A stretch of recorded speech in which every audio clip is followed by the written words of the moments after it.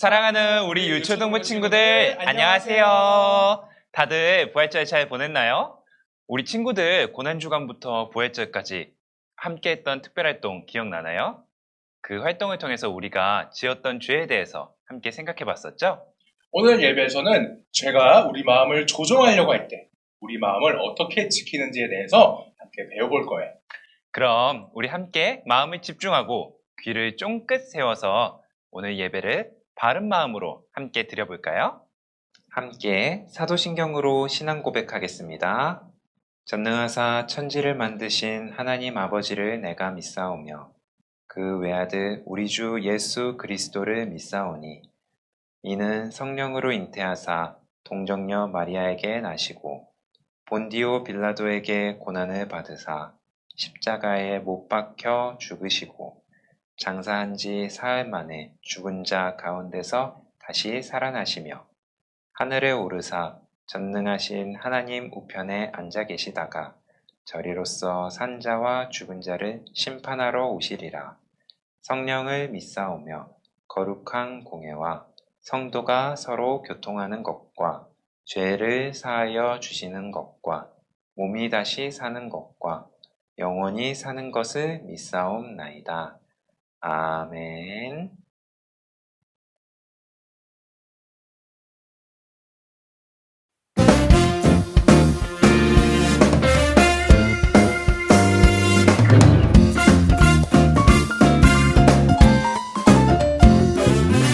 믿으면 알게 돼요 그 능력 천지를 창조하신 하나님 말대로 믿어요 그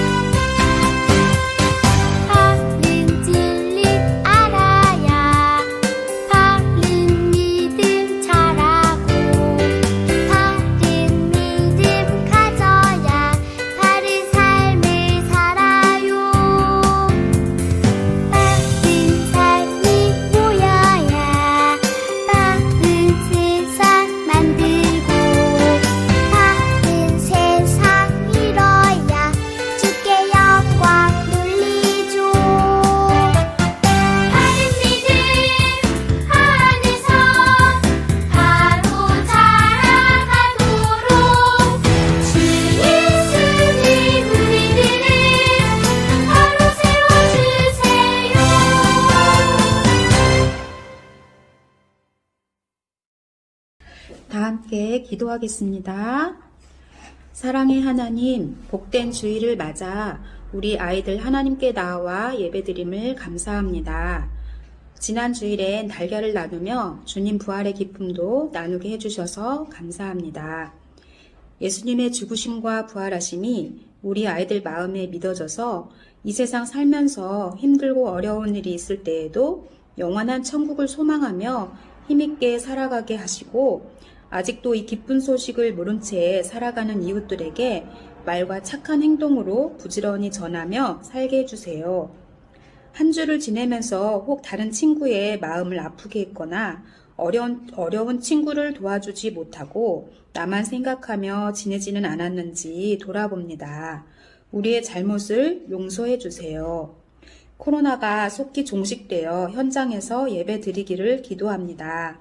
가정에서 온라인으로 예배 드릴 때에도 언제나 사랑의 음성을 들려주시고 말씀 읽기와 쓰기를 통해서도 믿음이 잘 자라 예수님 닮은 제자들로 성장하게 해주세요. 말씀 준비하시는 전도사님들께도 영육 강건한 은혜를 주시어 기쁘게 말씀 잘 전하게 해주시고 선생님들에게도 우리 아이들 돌보기에 부족함이 없도록 늘 돌보아 주세요.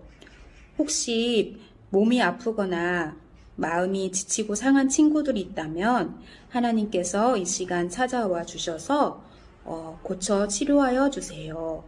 감사합니다. 예수님의 이름으로 기도합니다. 아멘. 오늘 함께 읽을 하나님의 말씀은 창세기 4장 1절에서 13절까지의 말씀입니다.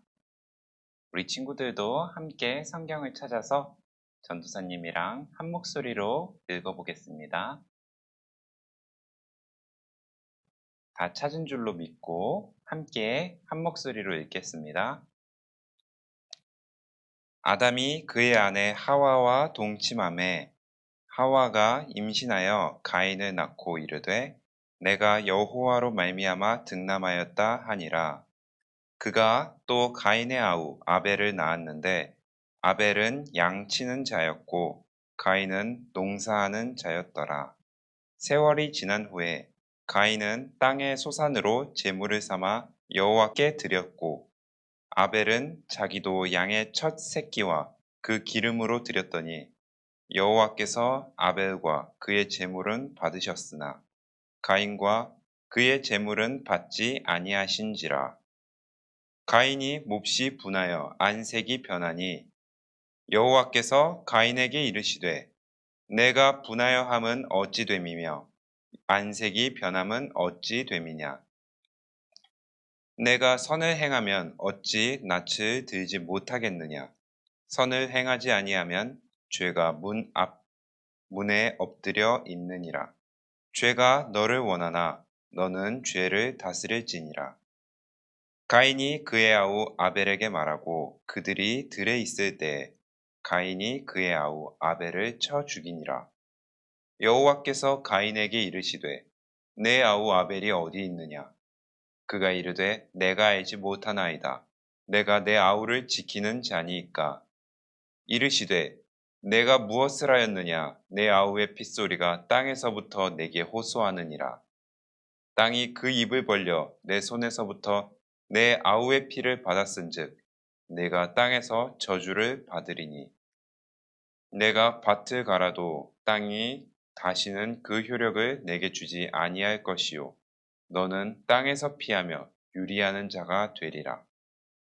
가인이 여호와께 아뢰되 내 죄벌이 지기가 너무 무거우니이다. 아멘. 오늘은 죄로부터 마음을 지켜요 라는 제목으로 하나님의 말씀 전하겠습니다. 사랑하는 우리 친구들, 지난번에 최동건 전도사님이 아담과 하와의 이야기를 해주었던 것 기억나나요? 하나님께서는 아담과 하와를 하나님의 형상을 닮아 특별하게 창조하시고 에덴 동산에서 행복하게 살 수 있게 해주셨어요. 하지만 아담이랑 하와는 하나님께 불순종하는 죄를 지었고 그 죄로 인해서 결국 에덴 동산에서 쫓겨나게 되었어요. 하나님께서는 아담과 하와가 불순종해서 죄를 짓고 쫓겨났지만 여전히 아담과 하와를 돌보아 주셨어요. 그리고 귀한 선물도 주셨어요. 그것은 바로 아담과 하와의 두 아들, 가인과 아벨이었어요. 아담의 가족은 동산에서 쫓겨나 매우 힘들었지만 하나님의 은혜가 있어서 감사하게도 행복하게 살아갈 수 있었어요. 시간이 흐르면서 가인과 아벨은 무럭무럭 자라서 가인은 농사를 짓는 농부가 되었고 아벨은 양을 치는 목자가 되었어요. 하나님께서 은혜를 주셨기 때문에 가인은 땅에서 많은 곡식을 수확하고 아벨은 양들이 새끼를 많이 낳아 많은 양들을 기르게 되었어요. 하나님께서 가인과 아벨을 돌보셨기 때문에 곡식도 무럭무럭 자라고 양들도 건강하게 잘 자랐어요. 두 사람은 하나님께서 주신 은혜에 대해 감사하는 마음을 담아 제사를 드렸어요. 가인은 자기가 땅에서 거둔 곡식을 제사로 드렸고 아벨은 자신이 얻은 새끼 양 중 가장 좋은 양을 하나님께 제물로 드렸어요. 그런데 하나님께서 가인의 제사는 받지 않으시고 아벨의 제사만 받으셨어요. 왜냐하면 아벨은 하나님께 진심으로 감사하는 마음을 담아서 온전한 마음으로 하나님께 제사를 드렸지만 가인은 진심으로 감사하는 마음을 담아 드리기보다 그냥 모양만 형식적으로 제사를 드렸기 때문이에요. 혹시 우리 친구들도 가끔씩 예배를 정말 드리기 싫고 집에서 쉬거나 친구들이랑 놀러 가고 싶은데 부모님이 시켜서 억지로 예배 드린 적이 있나요? 아마 가인도 이런 마음이었을 거예요. 그런데 가인은 하나님이 자기의 제사를 받지 않으시자 자기가 잘못된 마음으로 제사를 드렸던 건 생각도 안 하고 하나님이 제사를 받지 않으셨다고 막 화를 냈어요. 그러자 하나님께서 화를 내는 가인에게 이렇게 말씀하셨어요. 왜 화를 내는 것이냐? 네가 바르게 행동했다면 네 얼굴은 기쁨으로 빛났을 것이다. 하지만 네가 잘못하였으니 죄가 너를 지배하려고 한단다. 그러니 너는 그 죄로부터 마음을 잘 지키거라. 하나님께서는 가인에게 지금 가인이 잘못하고 있다는 것을 말씀해 주셨어요. 그리고 그 잘못으로 인해서 또 다른 죄를 짓게 될까봐 가인을 걱정하시면서 또 다른 죄를 짓지 않도록 마음을 잘 지켜 바르게 행동하라고 가인에게 말씀해 주셨어요. 가인은 그런 하나님의 말씀을 듣고 동생 아벨을 들판으로 불러냈어요.